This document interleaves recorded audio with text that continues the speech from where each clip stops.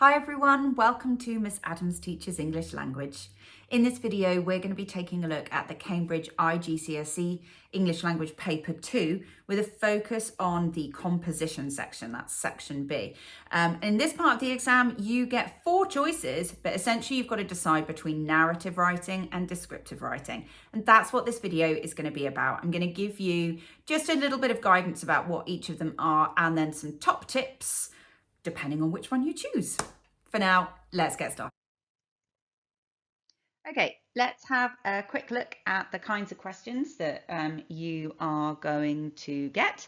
So we get 2 descriptive writing tasks and we get 2 narrative writing tasks, which is lovely that you would get that level of choice. We know that we're only going to be writing 350 to 450 words, which actually isn't that much in the grand scheme of things. And with a 40 marker, you've got 16 marks for content and structure, 24 marks for style and accuracy.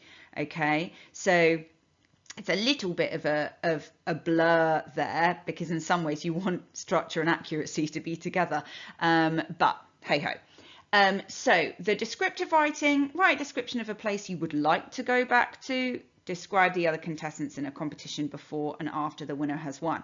This is a cracking one because it gives you that chronological structure of before and after. So it helps you almost like separate out your work. Whereas this one, you're going to have to be a little bit, maybe think more about using a spatial structure and imagining the scene going through. Then your narrative writing, write a story which involves some sort of delay. Write a story set in 2 different times or places. We're going to talk in a second about the differences. Second being now. So narrative versus descriptive. So how do you choose? What's the difference? A narrative writing task, you have to write a story. You know, a story with beginning, middle, and end, with an arc, with character development. It might be more fun, because you get to perhaps be a little bit more imaginative, but it's a lot to get done when you've only got 45 minutes for this paper. A descriptive task is literally like taking a snapshot with words, yeah? So if you think back to those questions that you had, you know, describe a place that you'd like to go back to. Imagine a beautiful beach scene. I'm just thinking about a holiday I went to in Thailand. So I'm imagining like this beautiful beach in Koh Lanta. There's not going to be any action taking place. You're going to use your language skills and your writing skills to help the reader see it exactly as you see it. So it's about creating a visual for the reader to enjoy. It does not involve characters, speech, beginning, middle, end in a kind of narrative arc way. You do need to still show like change. We'll talk about that in a moment. But if you want to write a story, narrative description, okay? Personally, in the exam kind of situation, I think this is more manageable.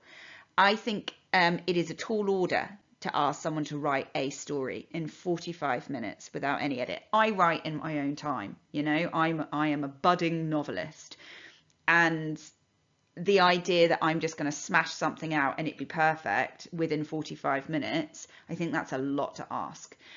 So this perhaps is more manageable, this perhaps is more fun.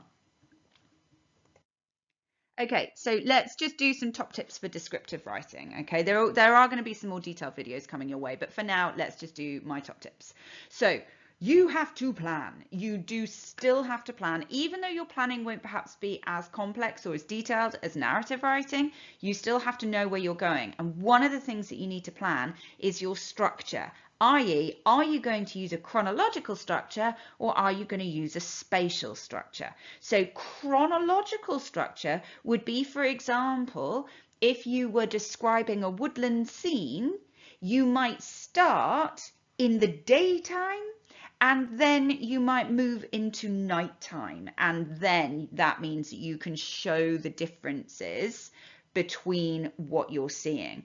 Spatial is when you're describing as you move around a scene. So for example, a spatial structure, if you said, oh, like describe a dream house, yeah, a spatial structure would be what you see when you open the door, when you go into the kitchen, when you go into the garden, when you go up to the bedroom, etc. Okay, imagine a picture in your mind, yeah. Try and use something you've seen before and you know quite well, you know, so somewhere you've been or somewhere you've seen like on a documentary or, you know, a show, and then recreate that for the reader. It doesn't mean like you can't make things up. Of course you can. So imagine, you know, like if you've been for a walk in the woods, yeah, imagine that, and you can add some details. But the important thing is that you've got a really clear visual that you're then going to recreate in words. Use the senses, such a good shout. But when you're using the senses, be a little bit imaginative about how you do it. No one wants to read I can see statements. I can see birds in the trees. I can hear them twittering. I can feel the wind against my face. Yeah, because the most important thing is that we're getting that kind of sentence variation as well, because you've got to remember this is coming down to style. And this is a really good tip I got from somebody else actually about playing with sentence structure, which obviously we all know, but they suggested that you try and use a different word class to start each successive sentence. Now, obviously, you could only do that for a paragraph. You can't like do a different word class for every sentence you write in 450 words. But for example, if you've got one sentence that starts with a noun, birds swoop swiftly through the trees, is what you can see. The next one, you're going to start with an adverb, happily chattering. Do you see what it means? So it just means that you're varying everything nicely, much more engaging for the reader. Do use contrasts, do create change. It's not like create change in a story, but it's, for example, like I said before, the idea of, you know, taking from day through to night. Or imagine, for example, I don't know, you were describing a snowy scene or a winter scene. You could have a perfectly still, beautiful, crisp day that then becomes like a blizzard. And so you would show that kind of difference. And zoom in on details. Imagine that you are behind a camera. Yeah, that either you're a photographer or you're a filmmaker, but you're behind a camera, right?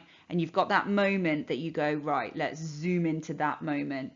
So you've broadly described the landscape, and then you're going to zoom into the stream, for example. So that is a way of creating lots of lovely descriptive detail. And as always, I say this all the time, check through your work as you go. Paragraph by paragraph, please don't leave it to the end, so that you can pick up on mistakes as you go. So that was descriptive. This is narrative. Okay. So top tips again, plan. Oh my God, plan. But do think about using a 3 to 4 part narrative. This is so important because examiners can see a mile away when you're just blagging it. Yeah, they can see it. They can see it completely. So make a 3 to 4 part narrative and stick to it. Got a video on that. I'll pop it in the playlist for you, that takes you through opening and development, problem, climax, resolution. This is a really good way to keep your story under control. The rule of 2, yeah? So no more than 2 characters, no more than 2 things happen, no more than 2 places that they occur, no more than 2 hours of someone's life. Yeah, and then that means that you've got it nice and contained, because no one, like the danger, right, with narrative writing in the exams is that you're going to be over ambitious. And you're going to want to write some kind of galactic war in a fantasy universe. You don't have time, you know, save that for your novel writing. You've only got 45 minutes. Write what you know. But this comes with a caveat. Examiners want your stories, right, to be plausible. That doesn't mean that they can't come from other genres. Do you know what I mean? Obviously, supernatural or fantasy genres, they're not plausible in terms of they don't happen in real life. But so when I say plausible, I mean for the genre. Yeah, make sure it's believable for the genre. The easiest thing to do here, especially with this idea of, you know, planning and coming up with something sensible, is write about an experience that you've had, but that you can embellish. There have been too many stories that I've read over the years, where someone has written what they know and then they have not evaluated what needs to be in and what doesn't need to be in. We never need to know what the character ate for their breakfast, unless it is the breakfast that makes the character puke up their guts in the middle of an exam, then of course we need to know. But if it's just like what you remember you ate on the day that you found out you were going on holiday, I don't need to know. Even if it was the best bacon sandwich of your life, just don't include it. So embellish things, add things in to make things more exciting, more dramatic, but come from a place of knowledge, okay, so that it's plausible.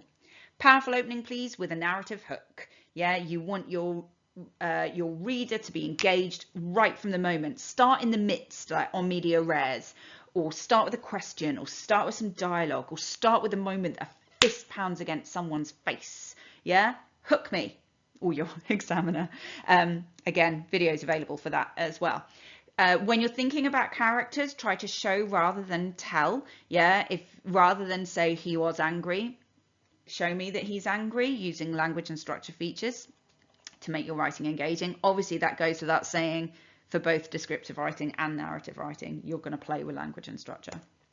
Don't forget to paragraph. Yeah, that is a big chunk of your marks, is your organization.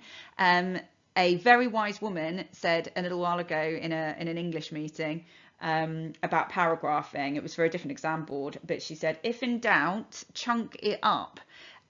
Basically meaning it's unlikely that you're going to get like a mark deducted because you have a slightly odd moment where you've changed paragraph, but you're going to have a whole lot of marks deducted if you forget to paragraph.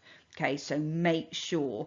And you know what? Play around with structural features. Have a cheeky one-sentence paragraph. Yeah, that shows your examiner you know what you're doing and it's creating structure. Get to your ending, please. Keep your eye on the time. If you've only got 45 minutes, like I said, this story needs to be quite simple so that you can get to your ending.